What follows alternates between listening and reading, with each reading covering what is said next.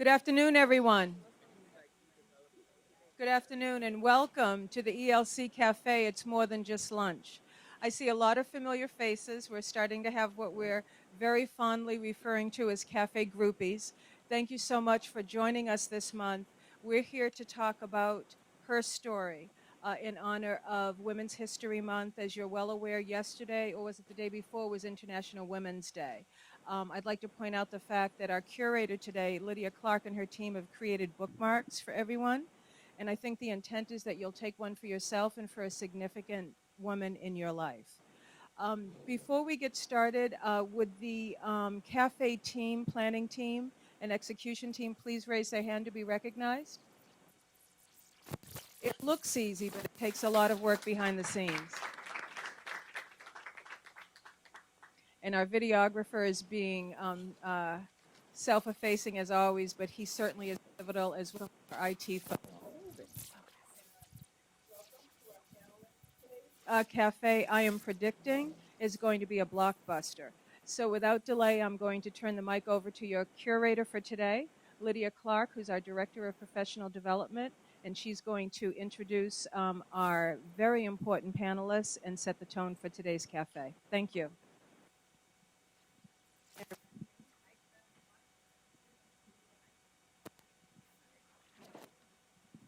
Good afternoon, and thank you so much for coming out this afternoon as we celebrate her story.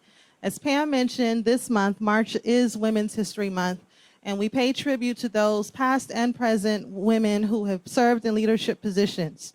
Today, I'm honored to introduce to you our distinguished panel of not only local leaders, but some of them serve on state and federal committees. To get started, I'd like to introduce Dr. Susan Neiman. Dr. Neiman is Director of School of Education of Miami-Dade Community College. Dr. Neiman has over 40 years of experience as an educator, as an administrator, and what stood out to me most about her biography is the fact that she's taught every grade from 4th all the way up to doctoral students.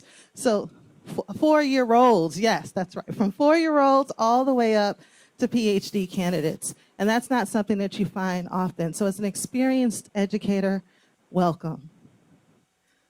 Next, Vanessa Woodard Byers. Is now in the conference. Oh. Ms. Byers is a media maven. As president of Vava New Media, Ms. Byers blogs about community events. She's an activist, an advocate, and political consultant working for many candidates locally and abroad.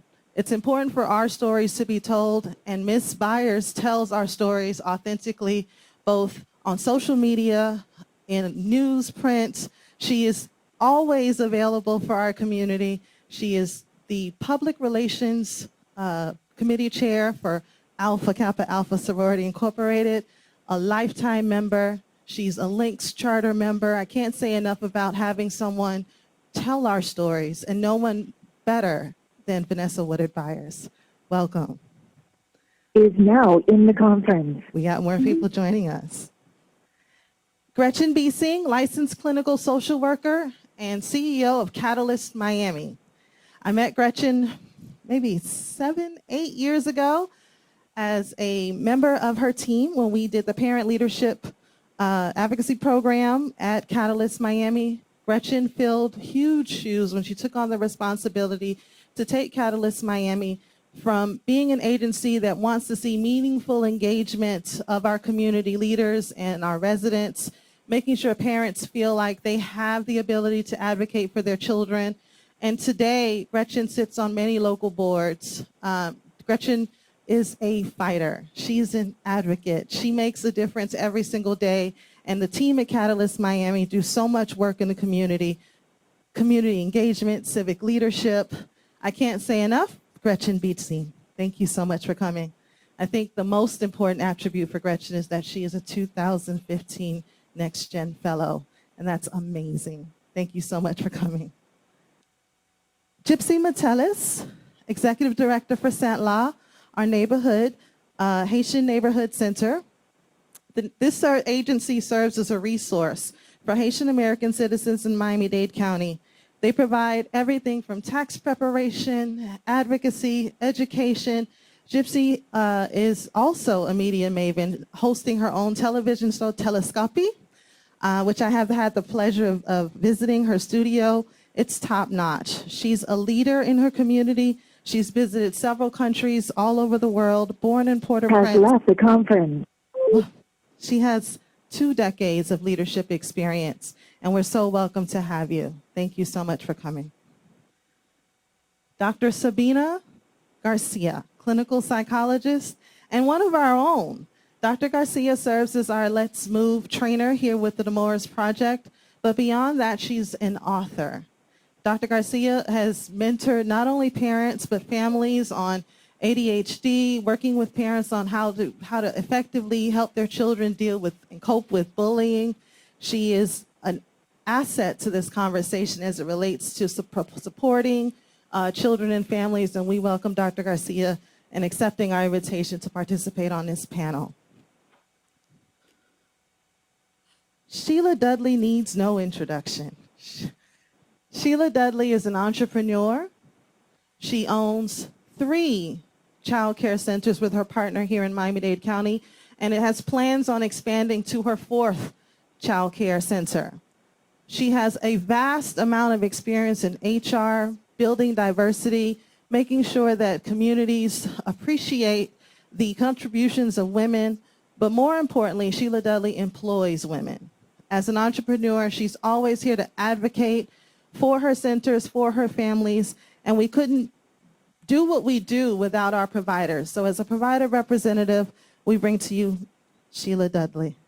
Thank you. Last but certainly not least, you're welcome, Carla Hernandez-Matz, President-elect for the United Teachers of Dade. Carla joins the ranks as one of the first Latina to lead an executive position at United Teachers of Dade, which is a huge feat. This is the largest local union with 14,000 members. And Ms. Matz is the first Latina to serve in that position. As an exceptional student education teacher, she served Miami-Dade County Public Schools for a number of years, and now she gets to represent those who help us get to where we are. So as a teacher's teacher, I welcome you. Let's give him a round of applause. All right. We do this cafe in an attempt to bring awareness for every single month. We pick a different topic, and I felt strongly that we needed to celebrate women in March. This company, this organization is 94% female. Our workforce is strong. Our workforce is dynamic. Our workforce has everything it needs to go to the next level. And we do this every single day, and it's important for us to pat each other on the back. So this gives us the opportunity to just do that, to celebrate the women, both here at the organization, outside in the community. And those bookmarks are really placed there so that you had something as a constant reminder to tell your story. So without further ado, we want to open up the floor for our panelists. And the question really is to start, and don't forget to push your button so that you have the mic. The question is, what was your journey to becoming a woman who leads? And we'll start with that before we start taking questions from the audience. So anyone who wants to get started with just telling maybe a 1 or 2 minute response as to what was your journey to becoming a woman who leads? All right. Good afternoon, everyone. My name is Carla Hernandez-Matz, and I think that once everyone starts sharing their stories, you'll realize that strong women are made by strong women. So there was a strong woman in everyone's life here. So I'll share that story. One of the strong women in my life is my abuelita, my grandmother. My grandmother is 95 years old right now. And she was born in a time and a place in Honduras, Central America, where she was not valued for being a woman. So she was not allowed to go to school. She did not learn how to read. She did not learn how to write. And she had to work at a very early age. She was 11 years old, and she was already working in someone's house. She was a maid, and she was a cook. And early on, she knew that education was important. She wanted to go to school. She wanted to learn how to read, but she was not allowed to do that. 95 years ago. And so, she understood at that moment that education was the equalizer, that's what she needed to try to provide her children. And we can talk about children's rights and labor and how unjust that is. She also taught me that. But she learned from a very early age that she needed to push forward, and she did things that were probably not seen as kosher at that particular time. She is the oldest feminist I know because she was a feminist in her time. And so when I went to school, I always thought about the things that she taught me. She had 9 children of her own. And every single child that she had, she made sure that they went to school, and she did whatever she had to do to give them the supplies and the things that they needed so that they can be successful in school. So she pushed for education for every one of her children, boy and girl. And so I'm fruit of her tree. I went on to school and I pushed very hard. And when I would come home from school, my grandmother could not help me with my homework because she doesn't know how to read or write. But she took care of me when I was sick. And when I came home from school, she would make sure that my lunch was there, my snack was there, my dinner was there. She wanted to provide everything else that she knew she could provide to support me. And so I think about her. She's a strong woman. She's had to deal with a lot. She had a husband that was my grandfather, may he rest in peace, who drank too much. And the first time that he tried to beat her, she beat him because she realized that if she allowed that to happen on the first time, then it would continue. But she was a strong woman. She's still a strong woman. And so I learned a lot of important things from her. I learned that public education was very important, the last equalizer, that there have to be child labor laws, that we have to protect our children, and that we have to support women, because she taught me so much. And so I urge all of Is you, now in the people are learning conference. from you. So you be the strong women that help other people achieve as well. And that's my story through her.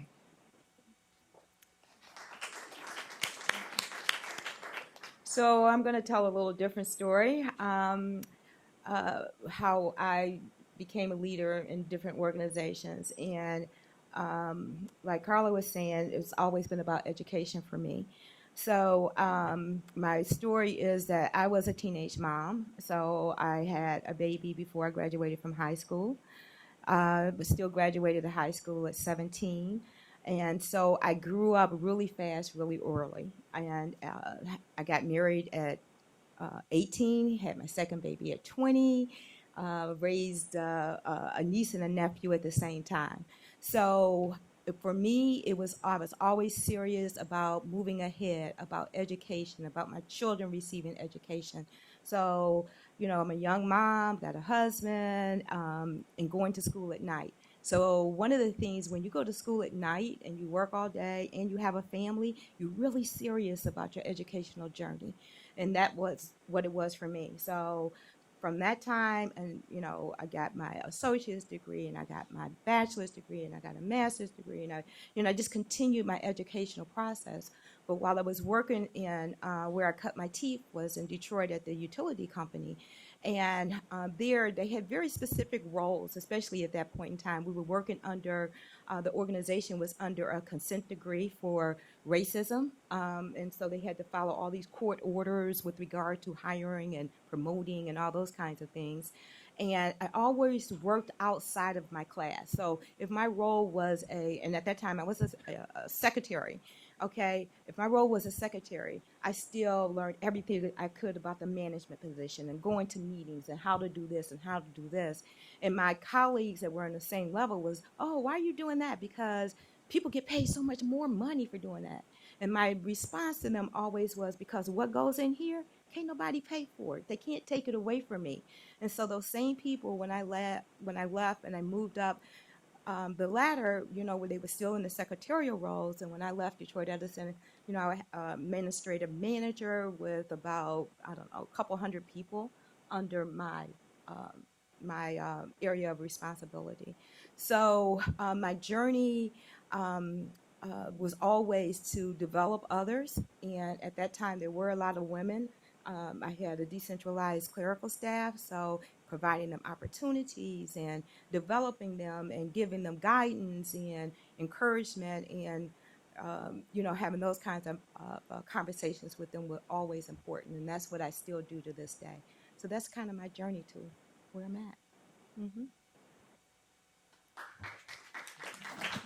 Would anyone else like to share? So my journey is also a little different than the ones you've heard. I come from a long line of very strong women. My great-grandmother, who I am named after, was an entrepreneur. She was a wig maker in Poland and had her own business.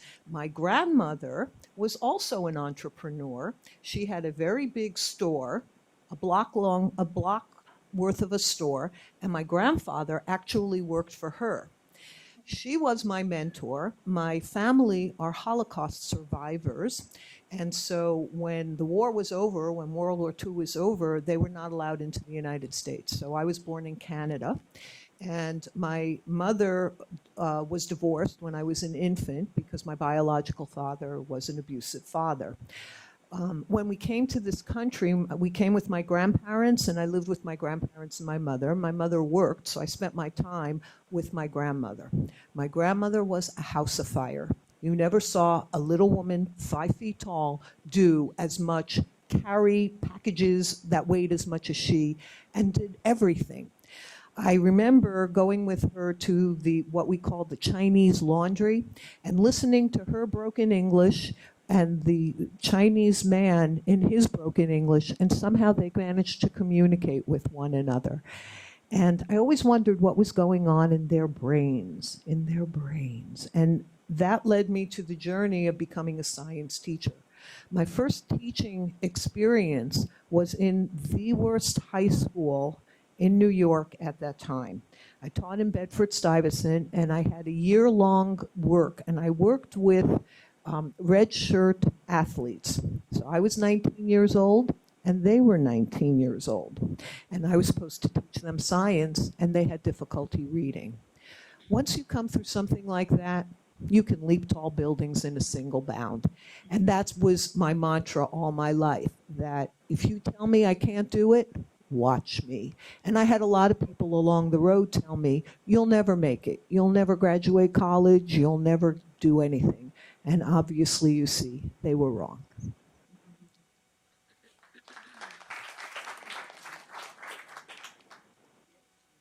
Yeah, we can have 4 of them on at one time, so you're good.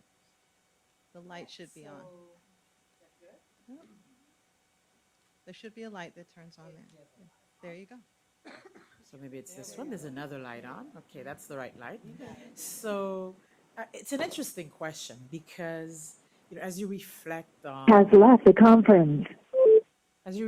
your journey, you come to it's a process where you're analyzing where you've been. You're analyzing all of the people, all of the institutions, all of the forces, all of the historical facts that have shaped you.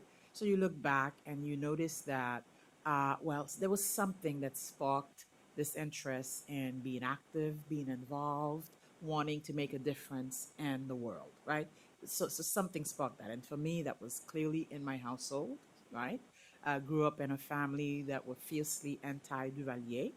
Duvalier was the dictator of Haiti, who's quite famous, Baby Doc, Papa Doc, and the rest of that story. And so I watched people around me be very, very active and very opposed to that. And so interestingly, again, you don't, this journey that I'm describing, I understand it now as a result of reflections upon what I've been through, right? And so I realized that based on that, I sort of selected friends who had similar interests, right? I selected friends who were kind of on the left, kind of very anti everything, kind of very wanting to shake things up, wanting to have the world be egalitarian and all of the good things that we ought to still strive for. And as I look again at my education, again associated with people who were very similar to me in interests, associated with people who came from situations and experiences that were similar to mine. So in my case, it's Black people, other Caribbean people, other Latinos who were fiercely involved in the fight against the oppressive regimes of Latin America then, right?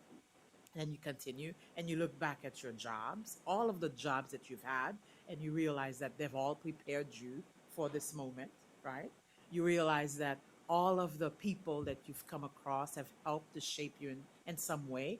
You realize that you have selected your role models, whether those role models were in your immediate environment, your family, your neighborhood, people you admired from a distance, people in whom you took an interest and read about, right? People that you wanted to emulate, people who were distant but still you admired because you love what they stand for. And so you realize that as you go along, so many people have shaped you.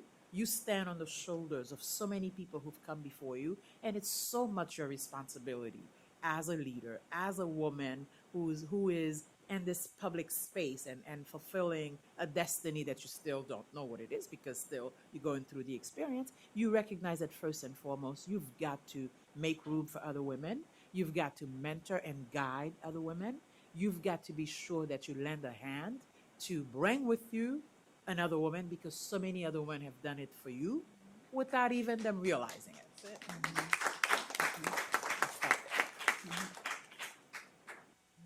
I'll stop there.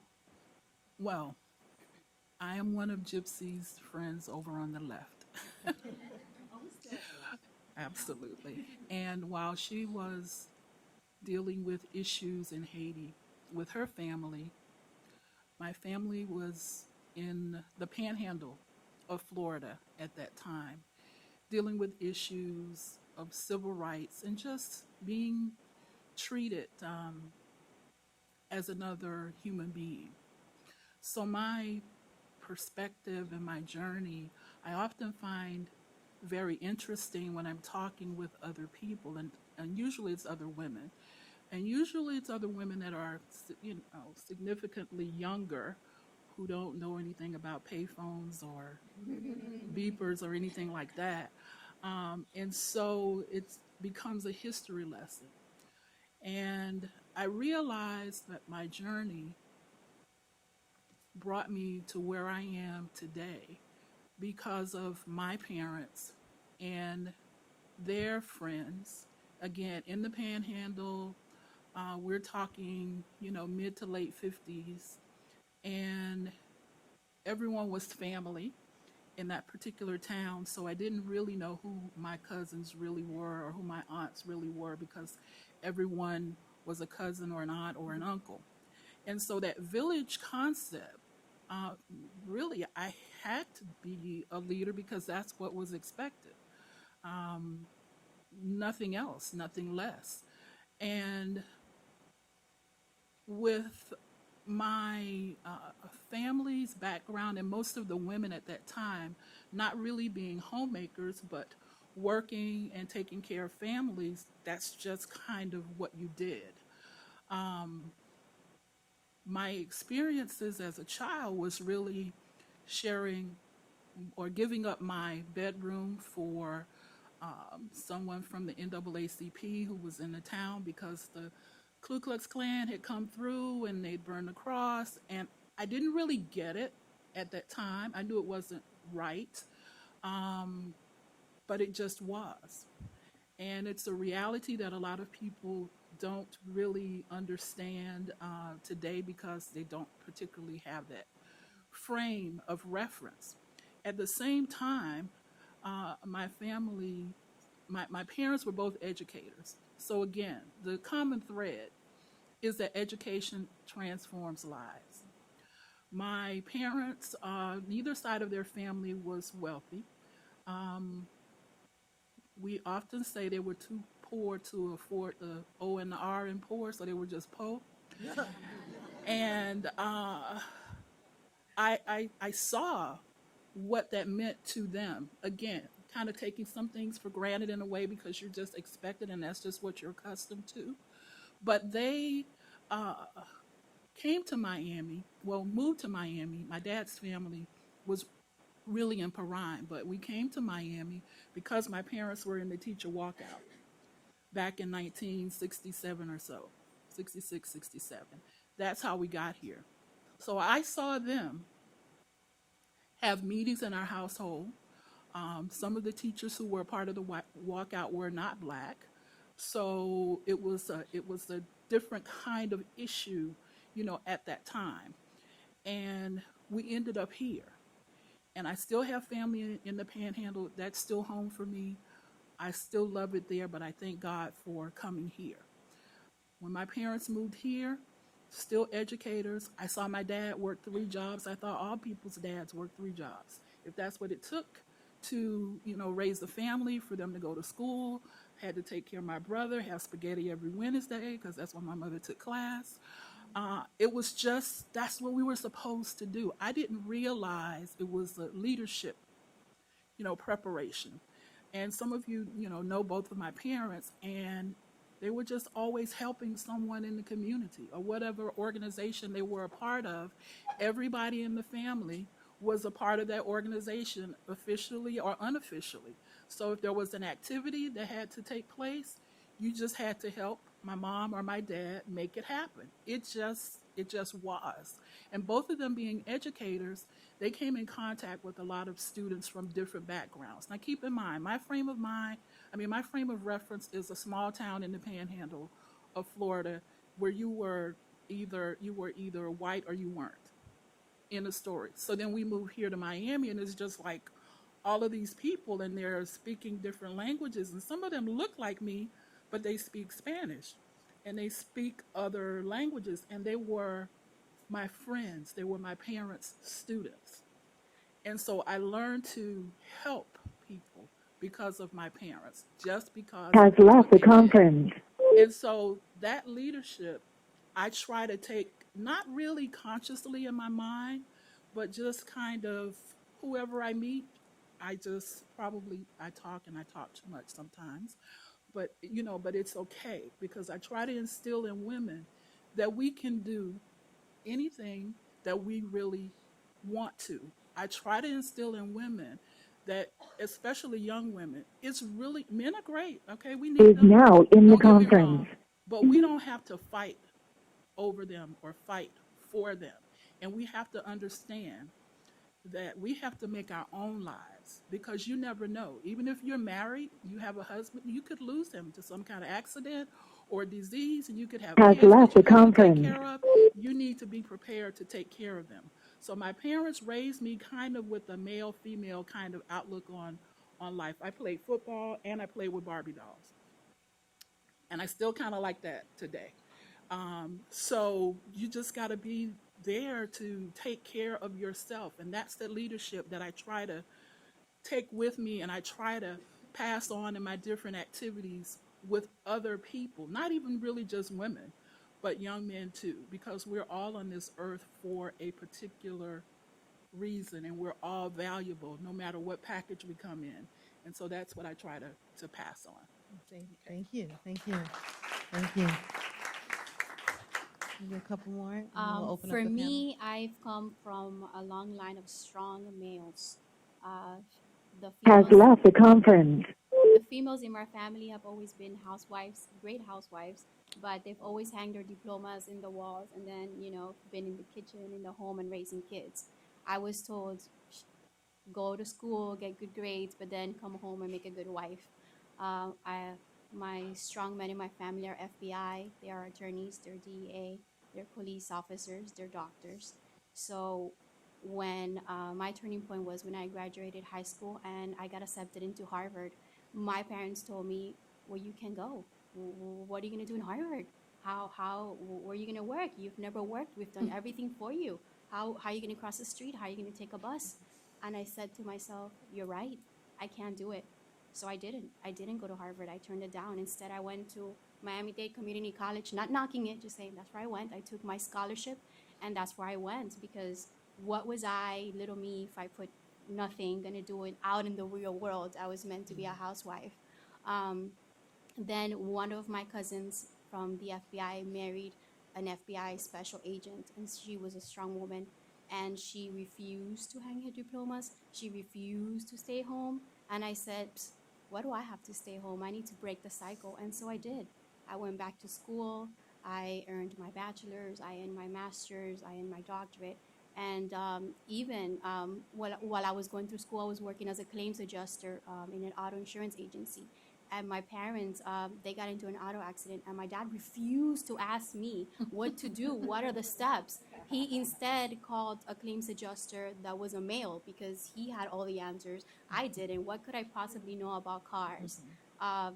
It took him for me to get a doctorate to ask me questions about life. Now he respects me. Now there's a degree hanging on my wall, and I refuse to stay home. So that's my story. Never give up. Don't let them squish you, because men hear me roll. Is now in the We run conference. the world. Yes, yes, thank you. Gretchen. These are great stories. So I've just always been really bossy, and I don't know if it's because I'm the firstborn or a Leo, but yeah, that's probably okay. But I've just always wanted to be in charge, and that's when I'm most comfortable. And I actually think that being bossy is great. Like, it's a great quality. And it's something that I'm definitely trying to encourage in my 3-year-old, and it's working for sure. I think that just to move forward to the current time, I inherited an organization that was founded by a very strong woman, and the organization is run by women. And if I have anything to do with it, it will always be run by a woman. And I think that that's actually really, really important in all sectors, but especially in the nonprofit sector. Women leaders are stronger.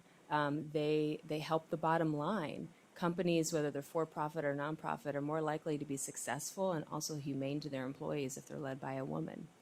So it's really important that that women know that, and that they fight for it. And if you don't feel like being in a leadership position, encourage another woman to step up and take on that role.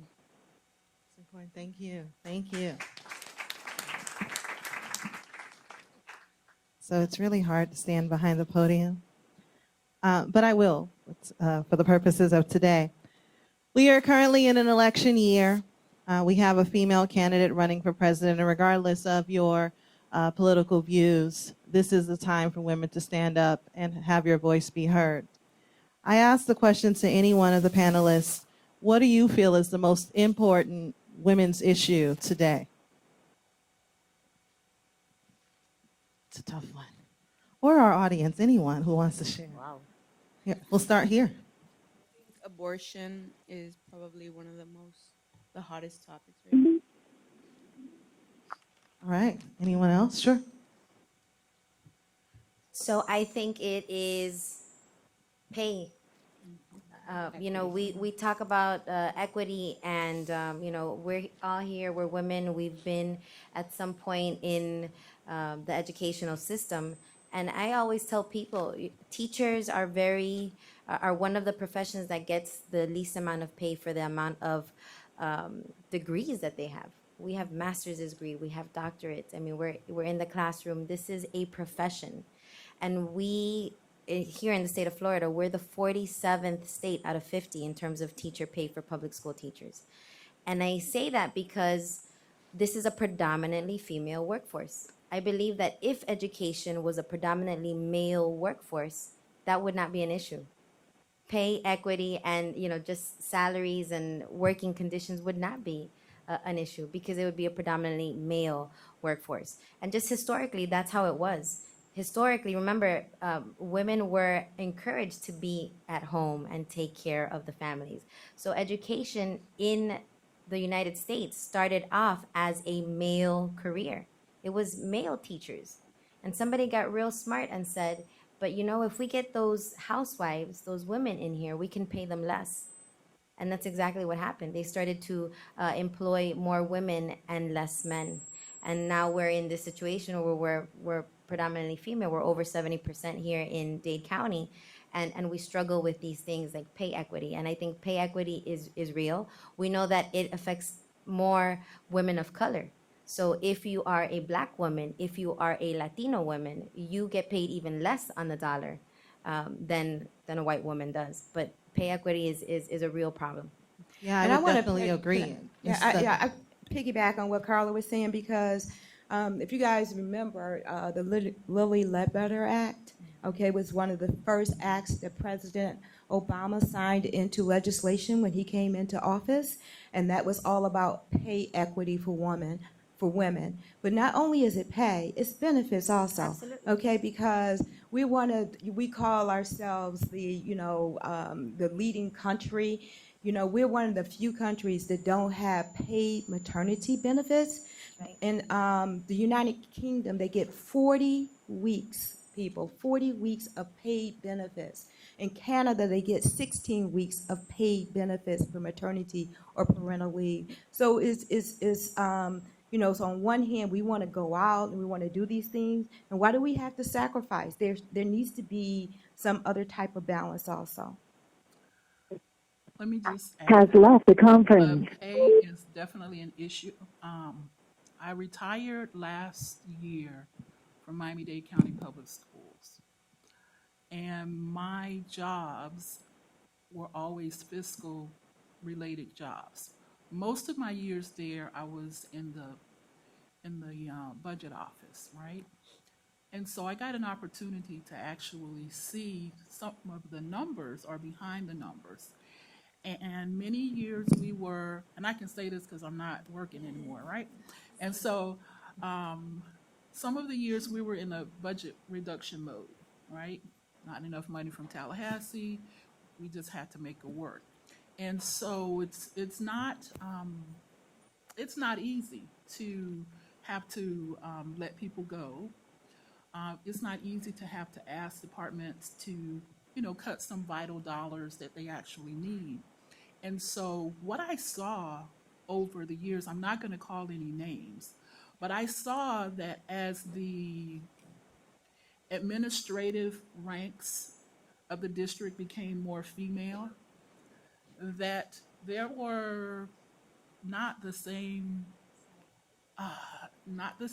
salaries, not the same, I think,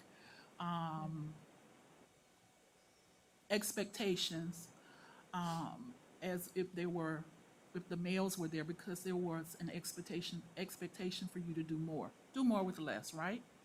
And so, again, based on my background, because when I started, and my background is business, although I worked for the school district for many years, I looked at things differently. And so I have this time is money, but still, I have to kind of get myself into the touchy-feely, worry about people's feelings kind of thing when you talk, because we just got work to do. So I would say to some of the people, especially the ladies who would come in the office, like, well, if you work 18 hours a day and they only have to pay you for 8, and now they want to cut it to 6, there it goes. You're giving them more work, which is what we do as women, as opposed to going, wait a minute, I need to value my skills. I say, watch and see where the men are while we're up here working. They are somewhere probably having a cigarette or a drink, or home with their wives and families. If you don't value your own skills, how do you expect somebody else to value them? And so I try to get women to think differently about what we bring to the table. Not being mean, but you just need to pay me for the work that I'm doing. But we can't continue to give away, because the more you give, the more they will take and try to pay you less and less. Yes, and thank you for saying that the they is ambiguous, but the they exists whether it's male or female. And I don't know how many of us have ever had the opportunity to negotiate a salary, and where that education comes from and how to negotiate appropriate pay. Oftentimes, Ms. Dudley and I were just talking about how sometimes you're offered a position and you take whatever the salary is or whatever is offered without ever thinking, can I negotiate for more? And that's not rude.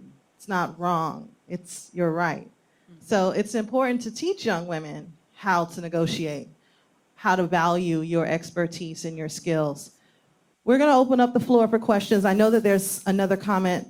Ms. Dr. Garcia, did you want to say something? We're going to open up the floor for questions. If you have a question, please raise your hand. Will or Odalis will come to you. Dr. Garcia. Just quickly, I agree with everything that was said here and with you. For me, my thing is equality as a woman. We hear in the news, we see on the news all the time in India, in Saudi Arabia, in Spain, how women are still walking behind men, how they're getting raped because they want to go to school or because they opened the book.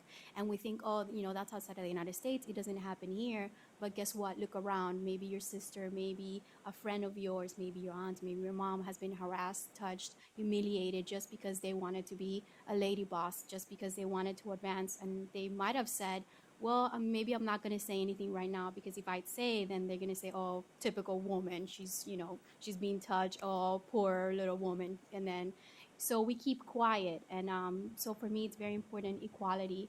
You don't touch, a man in the butt. Congratulations. Why would you do it to a female? It happens a lot. So equality, big for me. So I just want to add, not necessarily in the context of the major issues for us in this country, but I think a warning to all of us as women. I think it's so important that we open our eyes, educate ourselves, be familiar with the issues that impact women throughout the world, such that you understand what's going on in Saudi Arabia, as you understand what's going on in Haiti, as you understand what's going on wherever there are women who are facing challenges, many challenges we have dealt with in this country to a large extent, but still we've got equity and parity on the table for us. And many of these women are still very far behind. And so the idea is that we as women, in addition to needing to bring along other women, we've got to value, celebrate, and sort of promote women. And we've got to be sure that we educate ourselves. I can't stress this enough, that you are familiar with female genital mutilation, as you would be about flagging, as you would be about every major issue internationally that impacts a woman. Thank you. Thank you. We'd like to open up the floor for questions. Are there any questions out there? Burning questions at the moment? Annabelle? Please introduce yourself and then ask your question. Good afternoon. My name is Annabelle Espinosa. I'm the Director of Research and Evaluation here at the Coalition. And I'm really excited to have you guys here. I've had to hold back tears. I mean, I know it's not a surprise if you know me, I'm emotional. But as I heard your stories, just because it made me reflect on my story. As we were preparing for today, I was looking back at a video. It went viral. I don't know if you guys had the chance to see it. It was around the time that there were snowstorms happening in the Northeast. And it was a Senate meeting. Work hadn't been canceled, but the only people who showed up to work that day were female, were women senators. And the person who was leading the Senate took the time to acknowledge that, that coincidentally, but historically and very proudly, the only women that are here at work, the only people that are at work today are women. And I love the video, but I started scrolling through their comment section, and I saw more than one, probably the majority of comments from people making the statement that I've heard over and over again. If you're looking for equality, why are you placing yourself on a pedestal? If women are so adamant about being treated equally, why are we acknowledging them over men? Why do we have a Women's History Month? Why do we make such a big deal over the accomplishments of women? Why do we not just treat everyone without gender? And so when you hear statements like that, I'm curious to know what your response is.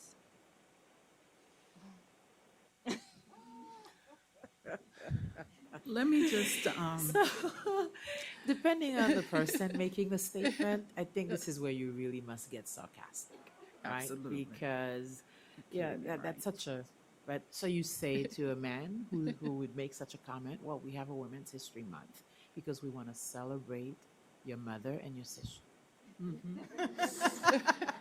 What a great response. let me just throw out that I am so pro female, not anti-male, but pro female, because I see the need for us to be together and recognize our power and our strengths. So for some of you who do know me, with my sorority, when I was the civic engagement chair, I started an activity called Pumps, Pearls, and Politics. Now, for those of you all not into black sororities, you know, we're really into our, you know, our colors and all of that, right? And we are very parochial. We do things, this is our thing and this is what we do, and that's it. But again, because of my journey, I understood we need to expand. It's not just about my sorority sisters that I love dearly. It's about women. And it's not even just about black women. It's about women. Because we need to recognize where we are and where we can be and not look just, you know, right around us, maybe just our friends or our family. And so there's a need for women to understand that. And that's why we must have our Women's History Month, and we must come together and we must just be women together celebrating our womanness, not being anti-male, but understanding that if we want equality for our daughters, our nieces, our mothers, we're going to have to do just what every other group does. Get together, run for office, vote people in who are looking, you know, after your needs. And it's really just that simple. But if you can't work through centuries of women are supposed to be home, taking care of kids, and that's not important, then that's a big problem. Because even if you're a housewife, whatever that's really supposed to mean, you are running your household. Okay? So that is a big deal. That's not just I'm cooking, I'm cleaning, whatever. No, I have to go to the grocery store. I have to budget my money. I have to go and budget my time. I got to pick up my kids. It's not just being a housewife. So again, we have to respect what we bring to the world, what we bring to this table, and we have to work together. Women need more team sports. I played football with the boys when I was little. I don't know, you all don't know about the punt, pass, and kick competitions, but we had those way back in the day. And because my dad was the coach, I played with boy stuff when I was doing my boy and girl stuff. And so I was the best, except for this one guy, in the punt, pass, and kick competition. And I wanted to know, why couldn't I be in the competition? This was 1960, whatever, I don't know. And it's because I'm a girl. So that's the kind of stuff that helped shape me, because, you know, Right. we have to work together. Absolutely. Okay. Ms. V. Singh and then Dr. Neiman, I know you have something that Dr. Neiman will follow you. So my response to your question is that I am not actually after equality, I'm after equity, which is very different from equality. If you give both men and women the same thing so that we're treated equally, that means men are still going to come out ahead because they started ahead of us. So the point of having a Women's History Month, just like the point of having a Black History Month, is that we recognize people. We give them something extra. We give them more to help them get to the same place that white men have been for a long time. So this really needs to be reframed as an equity agenda, not an equality agenda. And just to circle back to some of the main issues that were brought up earlier, you know, I agree with all of the issues, you know, parity with pay, paid maternity leave. Most social issue policies disproportionately affect women. Earned sick leave is another example of that. And when you dive into it even deeper, they disproportionately affect poor women of color, and as does the fight going on right now around reproductive justice. The case that's being heard by the Supreme Court is an assault on women's health. And maybe people aren't pro-choice, but hopefully we all stand up for the poor women of color that are going to be shamed and harmed. Their health will be harmed by some of these bills that are being heard right now. Okay, Dr. Neiman. I don't, excuse me, I don't think it's an issue of equality. I think women are far superior to men, and I'm very serious. As a woman who has worked my entire career, okay, I have a marvelous husband, marvelous. But the way that he thinks about our home and the way that he thinks about our children and the responsibility that he takes is very, very different than mine. And there are many days when I get up and say, you know what, I wish I had a wife. And that's the reality. Women take more responsibility onto ourselves. We are doers. And men tend to stand back, assess, look at things, analyze, while women are there in the trenches doing the work. So I think it's very important to think of ourselves as different. We aren't different. We are not the same. We bring different strengths. We bring a different vision. We bring a different sensibility to everything that we do. And quite frankly, I wish men would get out of my reproductive system altogether. Okay. Well, we'd like to welcome all the men who came out today. Thank you so much for coming. But it raises a very good question. What is the role of men in supporting women in the workplace? I think it's important for all of the women here who are mothers and those who are significant females in the lives of young boys. What do we teach them? What are we teaching them indirectly and directly about the role of a woman? And I'd like to throw that question out to anyone in the panel or anyone in the audience who wants to take that on. What is the role of men in supporting women in the workplace or at home? It's an interesting question because one of the things, having an early learning center, when we have our children in the household area, if mom or dad walk into the center a lot of times and see the little boy with the doll baby or the baby carriage, it's like, oh my God, okay? And so we try to talk to them about the fact that, you know, he's going to be a daddy one day, okay? And so this is teaching, you know, different kinds of things. And so, but even with that being said, there's an old motto in the African American community, and the more I read about it, I see it in the Latina community too, that mothers raise their daughters and love their sons, okay? And so from the very beginning, you know, we've got to really look at our little ones and have similar responsibilities and making sure that, you know, washing the clothes and washing the dishes is just not for the girl children, and the boy children once a week take out the trash. Okay, so it's about how we, you know, especially from a cultural standpoint, how we raise our sons. Okay, and what we expect from our sons from that particular perspective. So I just kind of wanted to throw that out there because it does make a difference. So one of my colleagues shared the following story. Two ladies ran into each other, hadn't seen each other in a very long time, and one says, my daughter got married. She married the best husband in the world.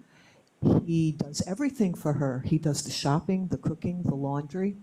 Wowee, that's terrific. And the other woman shares, my son got married. He married the worst woman in the world. She makes him do the cooking and the shopping and the cleaning. So it's all about perspective. I raised two sons. My younger son is expecting his first child in a week.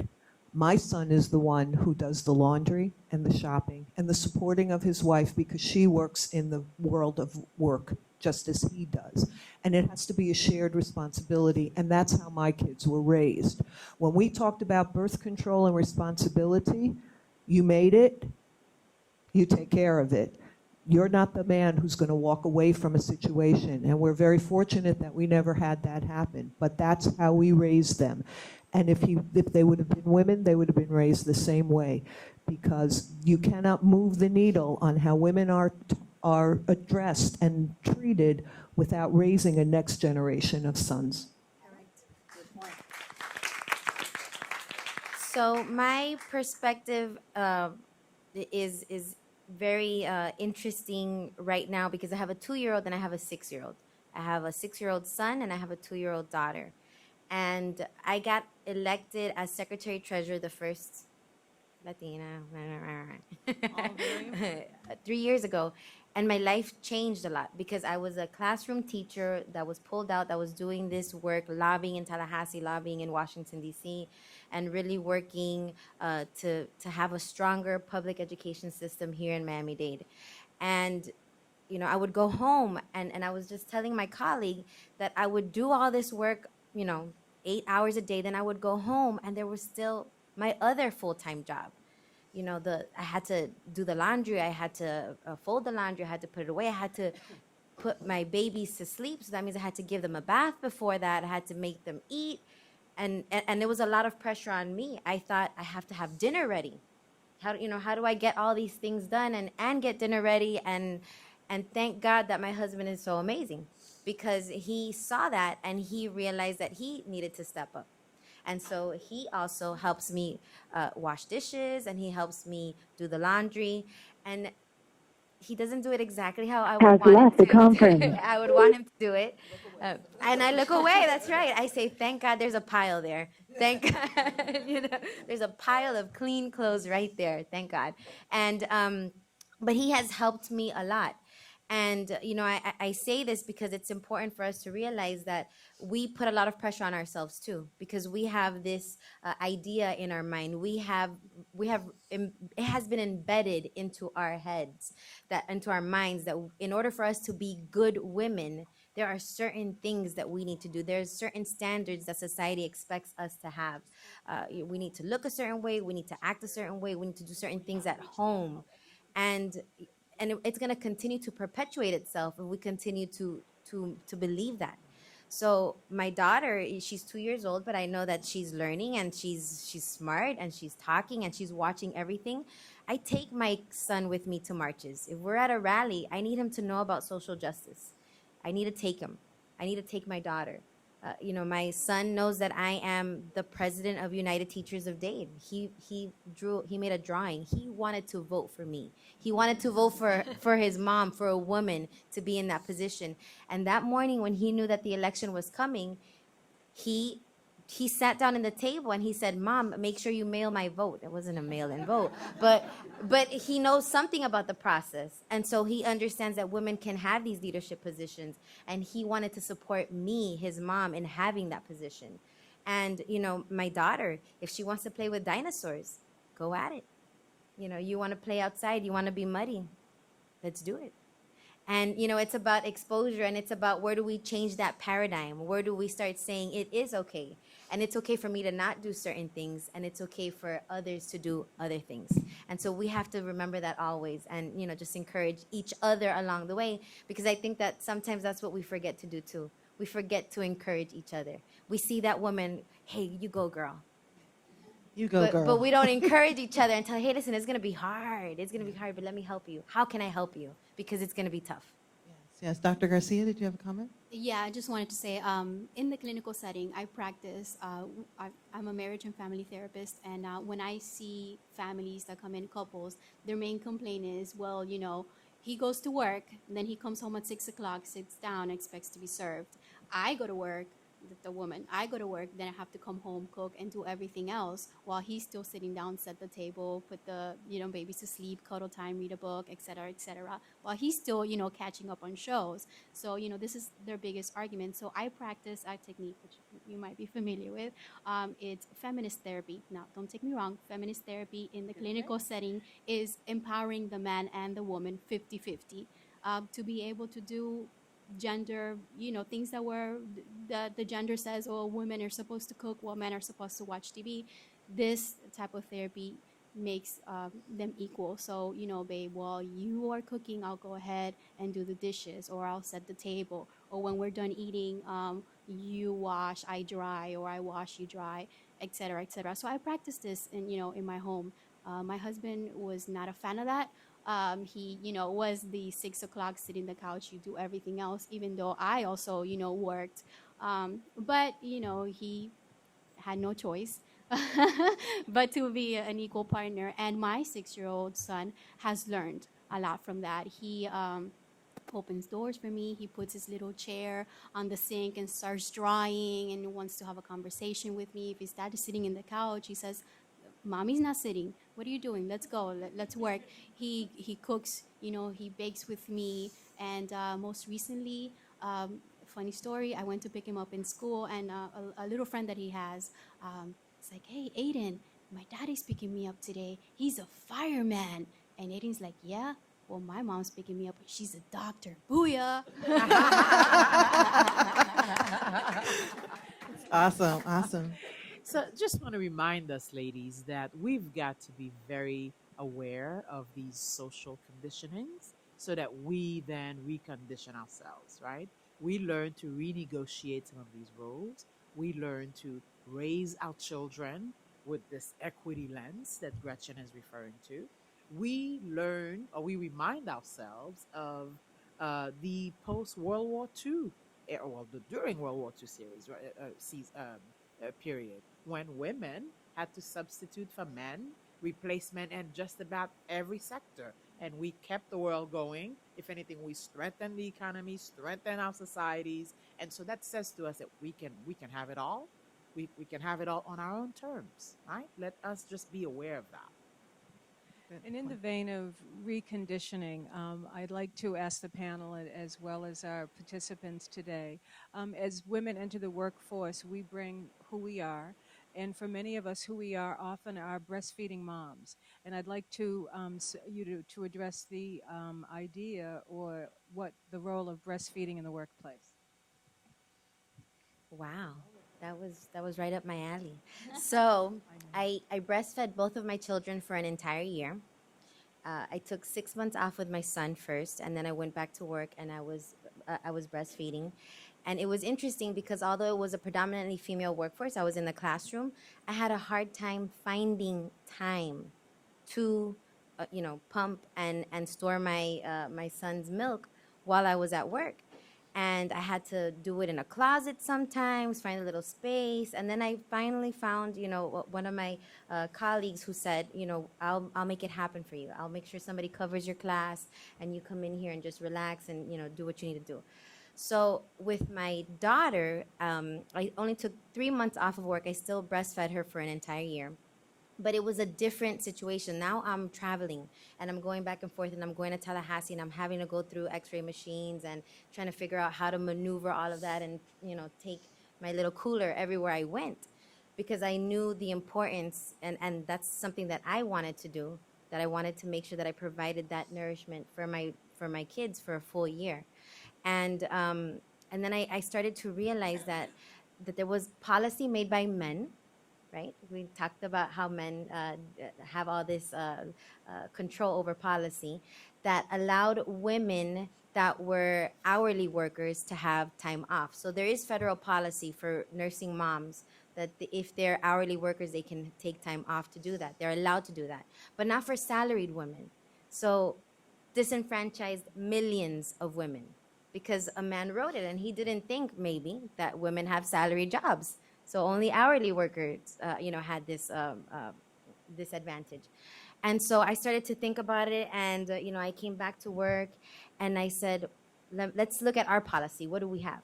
And it was the same thing. It was just for hourly workers. And we were able to successfully negotiate into our contract, Miami-Dade Public Schools contract, that women that come back from, maternity leave, if they choose to nurse their child for up to a year, that if their planning time doesn't work out, if their lunchtime does not work out, they have time. They have 20 minutes a day.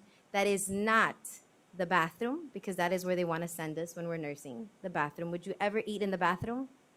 No. So why would you send a baby to eat in the bathroom? Or why would you send a woman to prepare her food in the bathroom or a closet? So we were able to negotiate that into the contract. There are very few districts in the nation that have that clause or that contractual language. And as a matter of fact, the Washington Post picked up that story. They were talking about how teachers struggle to have these nursing rights. This is a workforce that takes care of everybody's children, and you can't take care of your own. What a shame. And so the Washington Post picked up this story, and they reported on it. They mentioned Miami-Dade County Public Schools and our contract. But, it just shows that although this is a predominantly female workforce, there's still so many barriers, there's still so many humps, there's still so many things that we have to overcome because we're not given the respect or Has the left the thought conference. that we should have. So Thank you. Thank you. There was a question here. Sorry, I just wanted to make a comment. This is actually going back to what we were talking about before, and I thought. I'm sorry. Oh, stand up. I'm sorry. Hi, everybody. I thought about a story when I was an undergraduate at University of Maryland, and I had a professor. I don't remember the class, and he said, "Okay, Mondays, Wednesdays, and Fridays, only women will speak. The men, you're going to sit and you're going to be quiet." And I was like, "Wow, why is that?" And at the time, I didn't get it. I was 19, and I didn't really have a feminist conscience like I do now. But now I get it. And that is because oppression lives in silence. And what happens is our women's stories, we don't see them in the larger paradigm. We don't see the injustice against our bodies. I mean, when you're talking about 1/4 or 20% of all young girls are sexually assaulted when they enter the university. How can we look at another country and think, wow, we're so ahead? This is craziness. So I think that our stories, we have to, if we want to tell our men and our brothers and our children and our young boys, we need to tell them to listen to our stories. And so I think oppression lives in silence. If we want to change things, we need to keep talking, and we need to have these conversations, and we need to let men be privy, and they need to also learn to listen. Thank you. All right, bravo. And sometimes, perhaps not that word. Maybe it's pushy, maybe it's bossy, all of those things. And so how do we change that narrative and turn that narrative into something positive and be better to each other? It's really important that we propel women to the next step. It's really important that we harness the skills that we have and make sure that we share our gifts with others. It's important that we have these conversations each and every single day. Any other questions from the panel or from comments? Belkis, if we can get a microphone to you. Belkis, if you would introduce yourself and then make your comment or question, please. First of all, I want to thank you so much for being here today. Your stories are amazing. Your advice is amazing. My name is Belkis Torres. I work with the Early Head Start program. The one question I have, hearing all your struggles and all your challenges, if you were to go back to when you started your career, knowing what you know now, what advice would you give yourself? I would give the advice, find yourself a mentor. I did not have a mentor, and I kind of navigated the roads all by myself. And as I said, the more people told me, no, you can't do that, the more I said, oh, yes, I will. But I think it's very important for young women to have someone that they can lean on. I was not the first generation of women's liberated, that whole thing. I was the second group. So I had every opportunity and every access provided to me. I could have gone into any field that I wanted to. And I chose to go into education because I said, if all these women become lawyers and doctors, who's going to teach our children? There was nobody there to support that. There was nobody there to guide me. And I think that's critically important. So find yourself someone who you can turn to, the go-to person for advice. And hopefully that person will build you up and make you see your own value and that you can. And I think that that's important because the journey is hard and it's very hard to do it on your own. And it's different to get that kind of advice or any advice from a male. You need it from somebody who walks in your shoes as well. I would say, don't let anyone tell you you can't do it. Don't let them tell you you're too short, you're too tall, you're too light, you're too dark, you can't do it. That's basically what's happening in my world. I was told, I can't do it. This is what I was born to do, and then that's it. There's no progress for me. So don't let them tell you you can't. So if Susan's advice is around a business mentor, someone who's in your field, who can provide you guidance, I would add that you also figure out who can be on your personal board of directors, right? So these are the people, whether you want to call it your posse, these are a select group of women who will give you guidance, advice on whom you can bounce off ideas, with whom you can share your frustrations. Yes, advice, but along other things than business. I would say if I could start over again, I would nurture more relationships. Um, I would not work so hard. I would work smart. I would not doubt myself, and I would take a lot more risks. Anyone else want to answer? Yes. Thank you. It's important. So I think that I am a religious person. I do believe that there is a purpose in every single person's life. And so I have always thought that there is a purpose for me to be in every setting. And I've been afforded a lot of opportunities to do a lot of different things. And in every situation, I've always tried to do it my best. I didn't necessarily understand why that particular event, that particular situation. But now, in retrospect, I realize that all of those things trained me for something. I learned very valuable skills in every single setting. And so you bring those with you and you add them on. You add them on to your, to your bag of knowledge, to your bag of skills. So it doesn't matter where you're at, but it matters what you come out with, right? What you learn. And so take advantage of every opportunity. If a door opens, take it. You don't know where that is going to lead you to, but take it. Take advantage of those opportunities. Anyone else? Gretchen? The comment about taking more risks really resonated with me because I think, and speaking for myself, I've spent a lot of time in a space wondering what other people are thinking and whether what I really feel like saying in the moment is the most appropriate thing to say. How is it going to be received?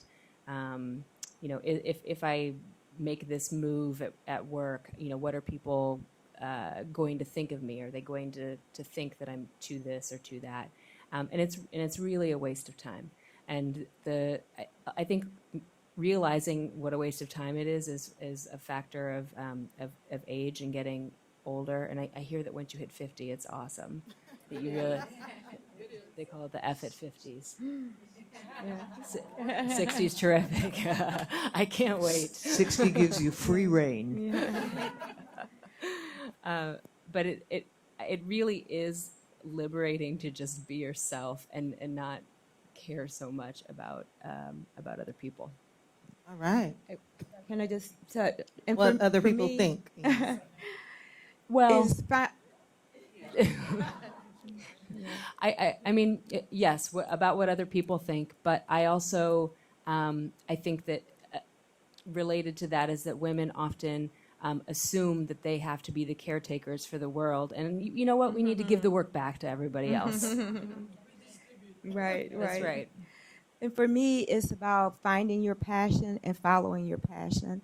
For most of my life, my I don't want to say I chased the dollar, but the dollar found me, and people tapped me on my shoulder. I really went looking for jobs or opportunities. They always came to me based on my reputation and all that kind of stuff.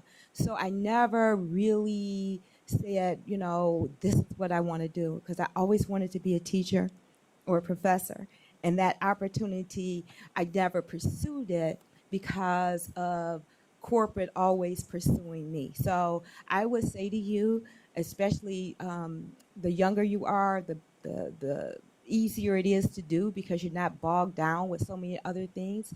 If you have a passion for something, find it and go after it, because at the end of the day, that's what's going to make you happy. Absolutely. Any other questions or comments? Yes, Victor. I'll tread lightly. My name is Victor Caballero. I have some questions, comments, and concerns.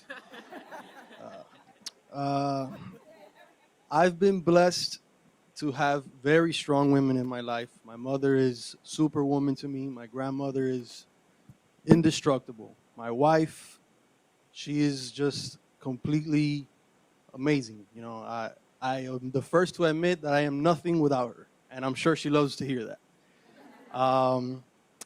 I have a very non-traditional household compared to what my parents raised me to have.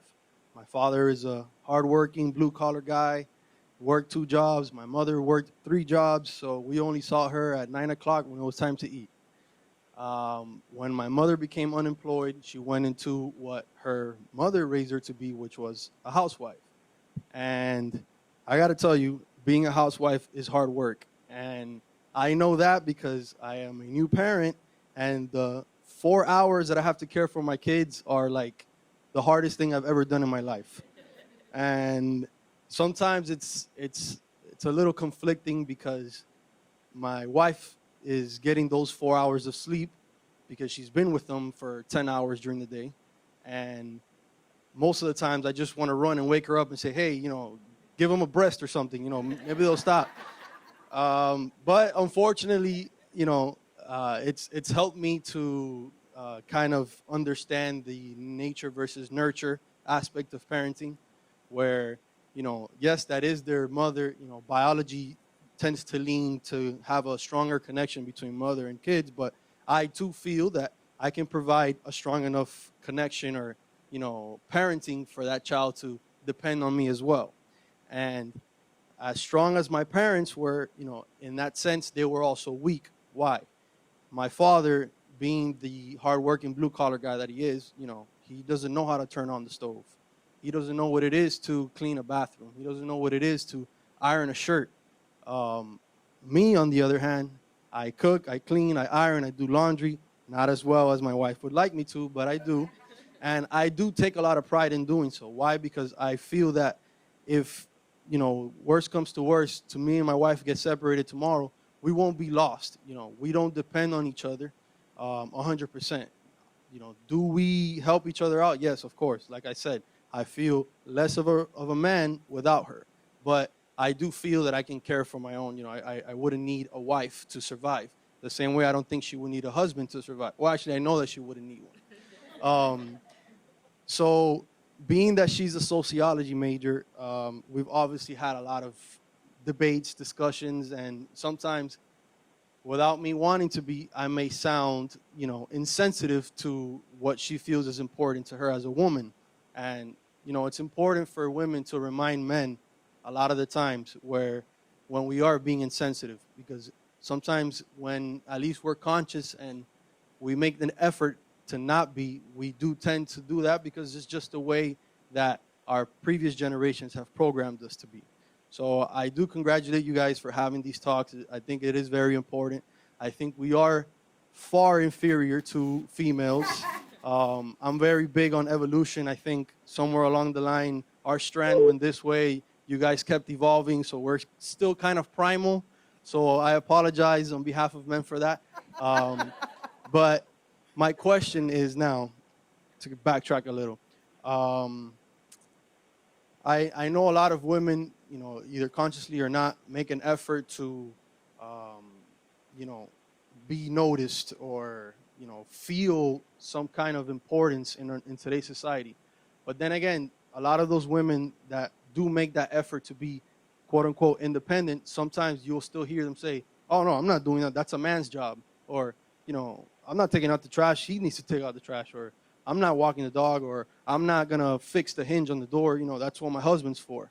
And that's why I go back to my mother where, she did depend on my father for a lot of those things. So my question to the panel or everyone else is, how does it make you feel when you hear another woman say, oh, that's a man's job? Honestly, Victor, I've never heard that. Okay, that's just me. Okay, that's a man's job, because I've always had to do most of it at some point in time, and had shared responsibilities. Now, there are some things, I'm not going to lie, because I hate taking out the garbage and I hate pumping gas. So if I don't have to do those 2 things, and my husband or my sweetie can do it for me, I let them. Okay, so that's just not because I can't, and not that I say it's a man's job. It's just that I hate to do it, so I kind of push it off. preferred Let me reasons. just say that the only time that I have said that is when I just didn't really want to do it. And so you just go into the helpless female role and you guys eat it up. And so you got what you want, I got what I wanted, so we're all even. So Oh boy. You know, what's interesting as head of an organization, majority female, but with a few men, you know, I find myself just going above and beyond the call of duty to demonstrate that I can get it done with or without you, right? So something needs fixing. Sometimes I know nothing about it. I will go and get besides, I have a toolbox that I've brought into the organization. I'll go get the toolbox and I'll roll it out and I'll pick a screwdriver. It's probably not even the right Phillips size. And then I'll look like I know what I'm doing. Right. So the point is, I think speaking of renegotiating and reconditioning ourselves, it's not a man's job. It's just that that's one of the jobs you didn't learn how to do or that you don't particularly like to do. Right. But if you had to, believe you me, you would. That question for me brought a song, and I'm singing in my head. It's a man's world, but it will be nothing without a woman. Absolutely. Thank you. So we have arrived at 1:30 very quickly, and I think that the discussion has been really rich. And I want to thank each and every one of you for joining us. It has been a pleasure to have all of you sit on this panel and share your wisdom with us. Let's give them all a round of applause.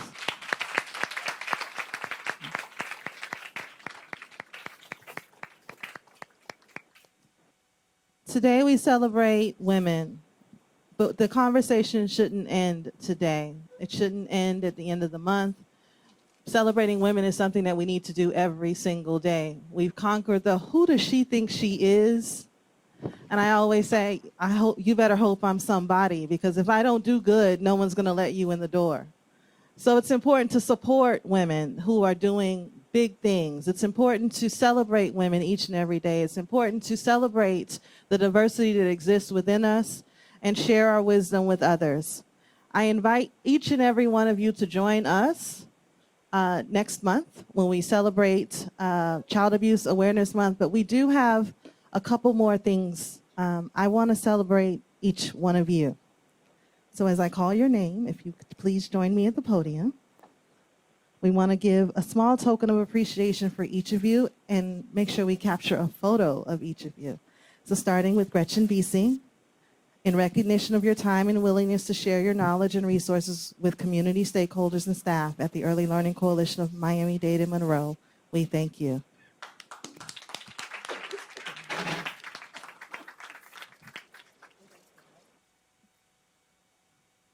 Next, Ms. Vanessa Woodard Byers.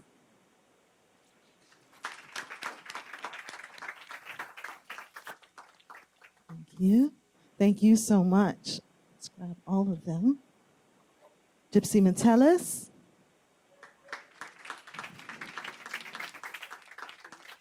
If I can get the committee up here with me, I think it'd make this presentation a lot nicer. Thank you so much for coming. Carla Hernandez Motz.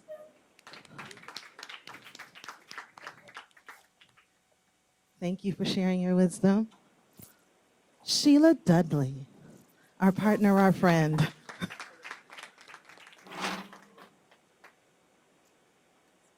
Dr. Garcia, who's one of our own. And last but certainly not least, our Shiro, Dr. Neiman.